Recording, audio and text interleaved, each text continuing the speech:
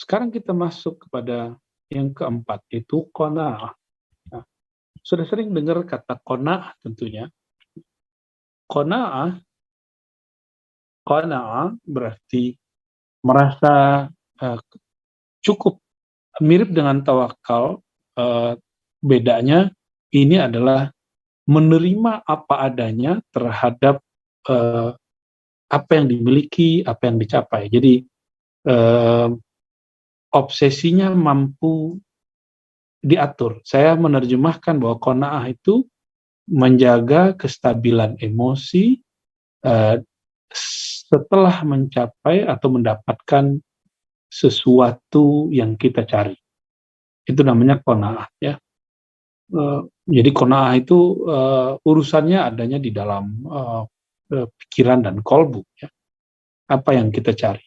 Wahyal khuruj an syahawatin nafsaniyah, yaitu keluar, ya, daripada zona syahwat nafsaniyah. Berarti syahwat ini ada macam-macam.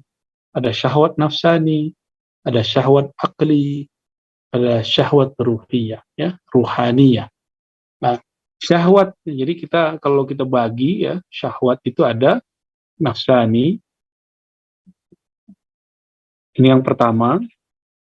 Ada syahwat aklani. Nah, kalau aklani ini sifatnya keilmuan. Lalu ada syahwat ruhani. Ya. Kok ruhani juga ada syahwatnya? Oh iya, ruhani juga ada syahwat, itu artinya keinginan. Jadi kalau kita bagi, syahwat artinya keinginan, ya. Syahwat itu tidak hanya urusannya dengan urusan keinginan seksual, tapi syahwat itu dia berkaitan makan misalnya, itu syahwat nafsani.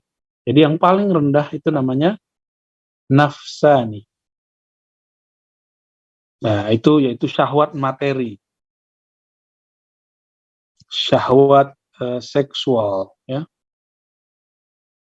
lawan jenis. Nah, itu nafsani, ya.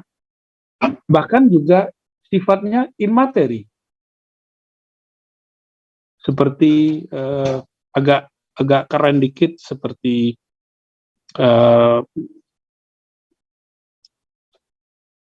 popularitas, ya. Popularitas itu bagian daripada yang imaterial, ya. Popularitas itu bagian dari syahwat nafsani. Nah, ingin populer, kesel sama orang yang lebih terkenal dari kita, oh itu bahaya itu, ya. Nah, yang kedua yaitu aklani. Aklani, akliyah dari kata akal, ya.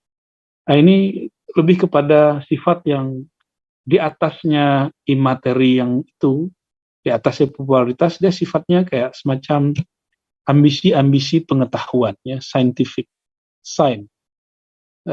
Jadi sifatnya kepada keilmuan, ambisi. Disinilah kemudian orang memburu suatu penelitian keilmuan. Cuma jika tidak dibarengi dengan qanaah, maka akan muncul kesombongan dan akan muncul kemudian sifat-sifat yang, ya, apa yang disebut dalam falsafah ilm, menggunakan ilmu tidak pada tempatnya. Jadi ilmu itu netral, tergantung orang yang berilmunya. Apabila orang yang berilmunya tidak beres nafsaninya, maka yang terjadi adalah apa yang kita lihat dari ilmuwan-ilmuwan nakal, ya. Dan yang paling tinggi itu adalah syahwat ruhani, ya.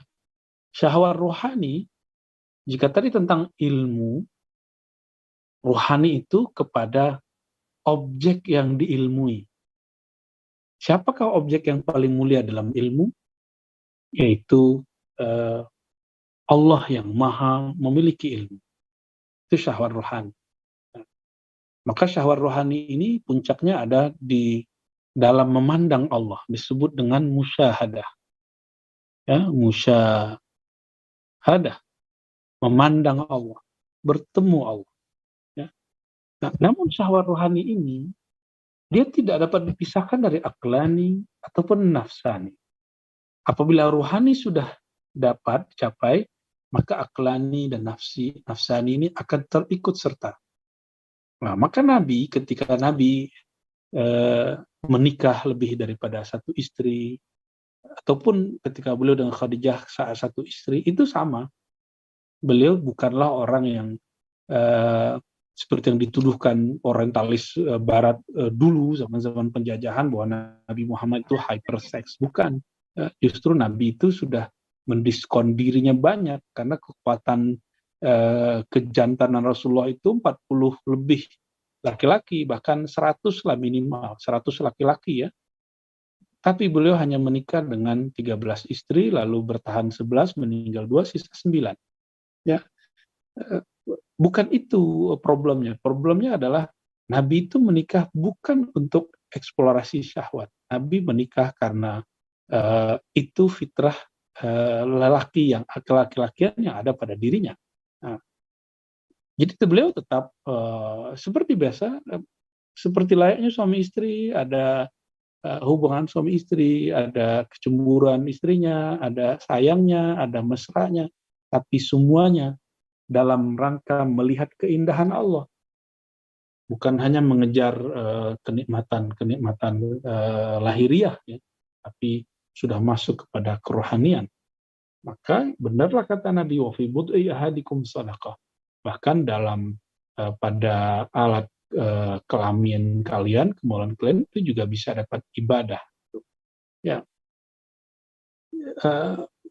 kalau kita cuma nafsani, orang-orang masuk surga yang terbayang nanti menikahi bidadari. Kalau aklani, keilmuan-keilmuan. Tapi kalau rohani, dia tetap dapat bidadari, dia dapat keilmuan, dan dia bertemu dengan yang memberikan kenikmatan surgawi, dia bertemu dengan yang mempunyai ilmu itu, tentunya pintunya adalah Nabi Muhammad SAW. Ya. Inilah syahwat rohani. Syahwat rohani ini itulah yang dicari oleh para aulia Allah tanpa mereka meninggalkan nomor 1 dan nomor 2-nya. Ya. Ini tentang syahwat. Ya.